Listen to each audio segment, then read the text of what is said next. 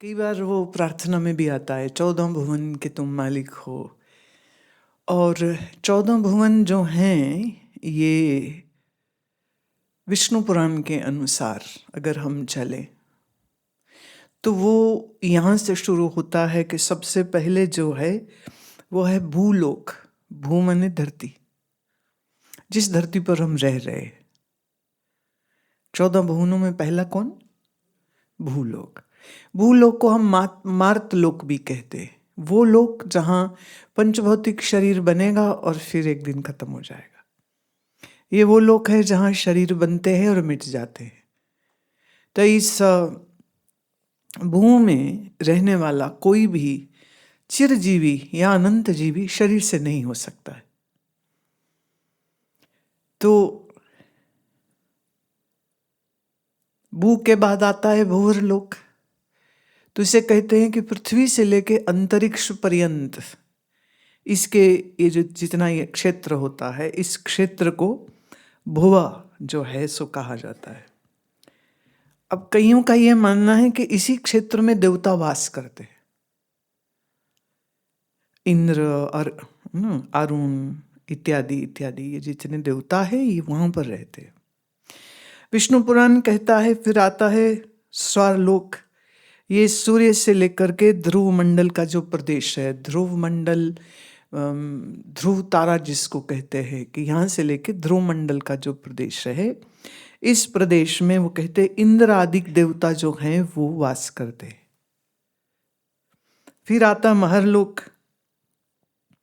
कहते हैं ये जो लोक है ये 1 करोड़ योजन दूर है। कहाँ से? ये जो तीसरा लोक बोला, इससे भुवर लोक से ये इतना दूर पड़ता है। कहते यहाँ भृगु और दूसरे जो सिद्ध महापुरुष हैं वो लोग वहाँ पर रहते हैं। फिर जनलोक है।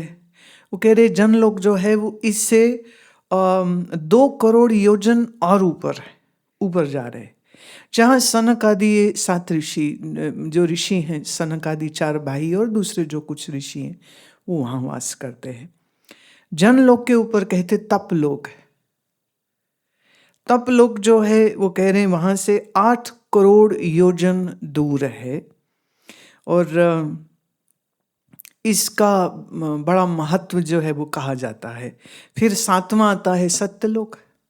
सत्यलोक जो है ये तमलोकों से कहते 12 करोड़ योजन दूर है और कहते यहाँ ब्रह्मा निवास करते। जिस ब्रह्मा से सब हुआ है ना, वो ब्रह्मा जी का एड्रेस सत्यलोक है। और इसे कई लोग ब्रह्मलोक भी कहते हैं। तो जैसे गीता में आया ना, भगवान कहते हैं कि जो बहुत पुण्य करेगा वो अपने पुण्य का फल पाने के लिए ब्रह्मलोक में जाएगा और अपने पुण्य का वो फल भोग लेने के बाद फिर उस ब्रह्मलोक में ब्रह्मा ही उसको ब्रह्म ज्ञान का उपदेश देंगे। ऐसा कथन जो आता है। अब ये जो 7 के लोग है तो ये ऊपर ऊपर जा रहे हैं सब, है ना, हायर हायर अबव। फिर इसी तरह से जो अन्य हैं, माने ये हैं ऊपर वाले, फिर हैं इस भूलोक से नीचे वाले। तो पहला आता है अतल। अतल जो है ये कहते भूलोक से 10,000 योजन नीचे है। फिर वितल,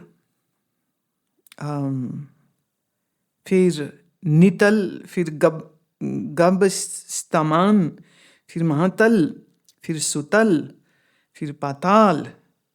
तो ये पाताल कहते वो स्थान है जहाँ दैत्य लोग जो हैं वो रहते हैं।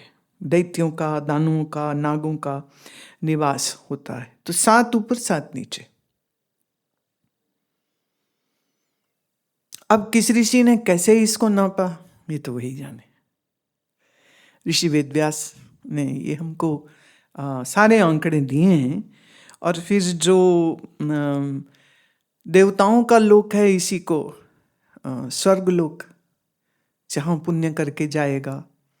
चूंकि ये 7 लोक ऊपर के श्रेष्ठ हैं, 7 लोक नीचे के जो है इन्हें अधः माने नीचे वाले,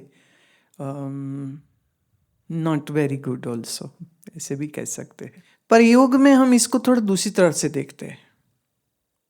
ज्ञानियों ने इसको सारा कुछ जो है वो मूल आधार से जोड़ दिया, चक्रों के साथ जोड़ दिया।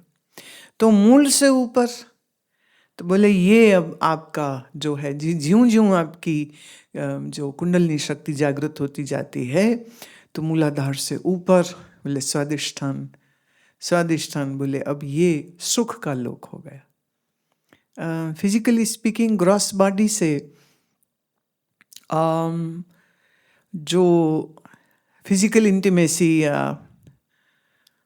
सेक्सुअल एक्सपीरियंस है वो गाइडेड है, पर अगर किसी का स्वादिष्ठान चक्र साधनों से उसका जागृत है तो वो अपने भीतर मैंने उससे ज़्यादा आनंद की अनुभूति वो कर लेता है।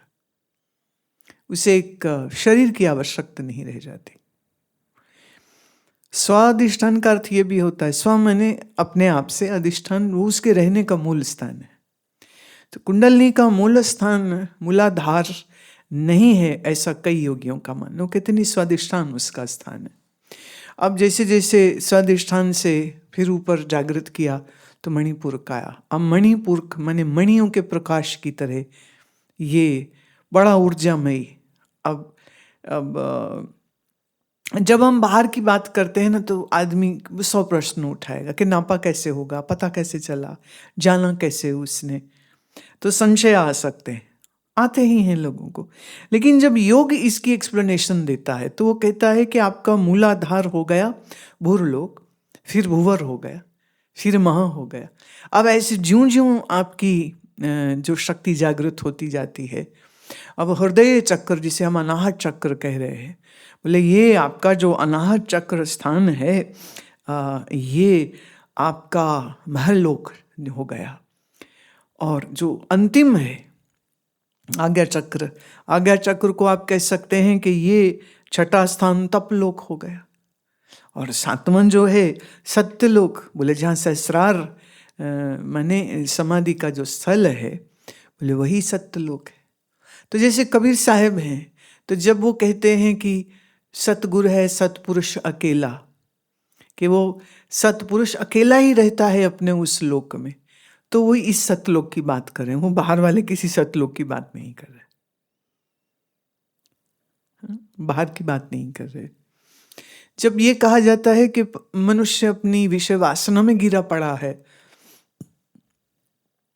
तो गिरा हुआ है, पशु की न्याय व्यवहार कर रहा है, तो फिर अतल सुतल वितल माने मूलाधार से नीचे, तो माने आपके गुदा द्वार से लेकर के पांव तलक के इस क्षेत्र में ही सबसे नीचे का तल। अब आप देखिए कितने मनुष्य हैं जिनका जीवन सिर्फ इतना ही है, खाओ पियो और लड़ लो, दानुओं जैसे विषयी हैं, भोगी हैं, मरना मारना जिनको प्रिय है। नागों का वास कहाँ है? सबसे निचले तल के। तो नाग की न्यायी जिनके दूसरों को डसने की ही इच्छा रहती, दूसरे को दुख देने में ही जिनको सुख मिलता है। तो आप देख लो आपके आसपास ऐसे लोग मिल जाएंगे आपको। मास मर्डरर्स, पीडोफाइल्स, रेपिस्ट, ये कौन लोग हैं? बलात्कार के बाद उसकी हत्या कर देने वाले लोग किसी दानव से कम है क्या? तो देखने को तो वो मनुष्य है, लेकिन उनकी चेतना कहाँ गिरी हुई है? निचले तलों में चली गई है। तो विष्णु पुराण इसको भौतिक दृष्टि से बाहर गिनाता है कि ये बाहर है, दूर है। लेकिन ये बात याद रहे कि हम जब पुराण की बात को सुनते हैं ना, तो पुराण में बहुत सारी चीजें इन्हें कोड कही गई हैं। अब उसको आप लिटरली नहीं ले सकते। तो इतने दूर ब्रह्मा है, मैंने जितना वो कैलकुलेशन देकर के कहा ना कि सत्यलोक में ब्रह्मा जी निवास करते हैं और सर्वोच्च जो ऋषि मुनि है वो भी वहीं पर वास करते हैं, तो ब्रह्मा इतनी दूर बैठ करके सृष्टि, तो फिर कोई प्रश्न पूछेगा फिर उसके ऊपर क्या है? 7 ऊपर 7 नीचे आपने बोल दी, तो जो सबसे ऊपर है सत, उसके ऊपर क्या है? तो वो बात तो यहीं आके ख़त्म कर दी ना उन्होंने। पर ये तो ऐसे ही हो जाएगा जैसे अगर हम कबीर साहब के या निर्गुण परंपरा के संतों के अनुसार अगर हम ले लें तो आपका ये अंतिम स्थान है, इसके ऊपर क्या बताएंगे आप?